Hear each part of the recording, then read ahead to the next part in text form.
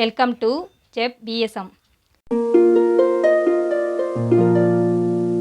நாம் இன்றைக்கி ரிப்பன் பக்கோடா எப்படி செய்கிறதுன்னு தான் பார்க்க போகிறோம். இது ஈஸியாகவே ஒரு 10 நிமிஷத்தில் செஞ்சு முடிச்சிடலாம். இது வரைக்கும் நம்ம சேனலை சப்ஸ்கிரைப் பண்ணாதவங்க சப்ஸ்கிரைப் பண்ணிவிடுங்க. அப்போ தான் நம்ம போடுற வீடியோ எல்லாம் உடனே நோட்டிஃபிகேஷனில் வரும்.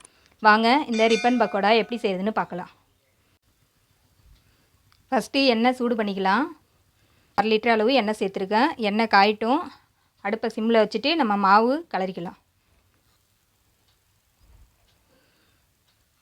2 கப் அளவு அரிசி மாவு எடுத்துக்கலாம். 1 கப் அளவு கடலை மாவு,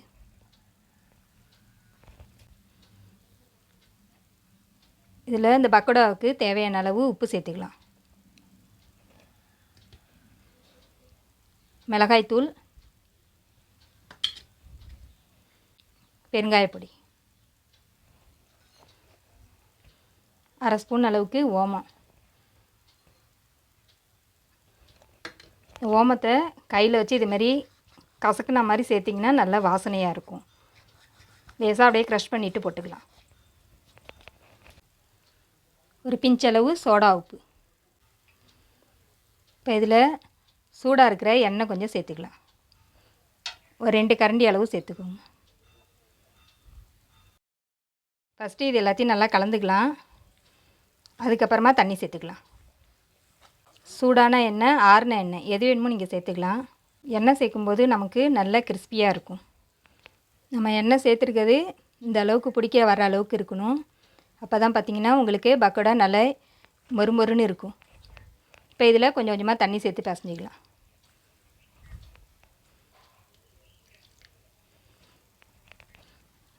சப்பாத்தி மாவு அளவுக்கு இந்த அளவுக்கு நம்ம மாவு ரெடி பண்ணிக்கலாம்.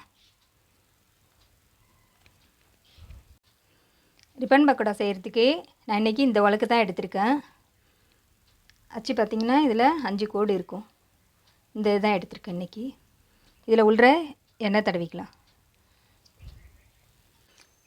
இப்போ மாவை இந்த உலக்கில் எடுத்துக்கலாம். கையில் ஒட்டுற மாதிரி இருந்துன்னா கையில் லேசாக எண்ணெய் தடவிக்கோங்க. இது இல்லாதவங்க சாதாரணமாக முறுக்கு புளிகிற உலக்கு இருக்கும், அதில் கூட செஞ்சுக்கலாம். எண்ணெய் நல்லா காஞ்சிட்டு அடுப்பை மீடியம் ஃப்ளேமில் வச்சுக்கலாம். இப்போ இதில் நம்ம புளிஞ்சு எடுத்துக்கலாம்.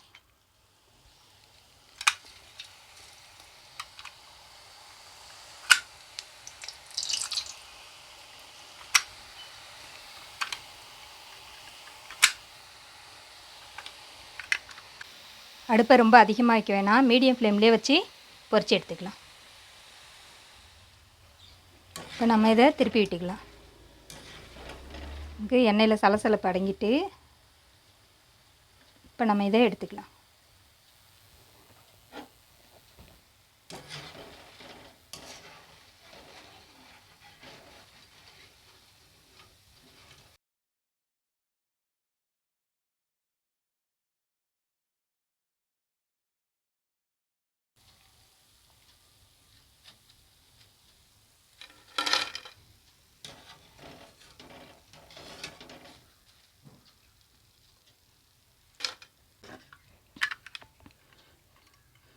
இது அப்படியே சட்டி ஃபுல்லாக புளிஞ்சு விடுறதா இருந்தாலும் புளிஞ்சிடலாம். இப்படியே இல்லை நீங்கள் கையால் லேசாக அப்படியே கட் பண்ணிவிட்டு புளிஞ்சாலும் புளியலாம். முழுசாக புளிஞ்சிட்டு உடச்சி கூட வச்சுக்கலாம்.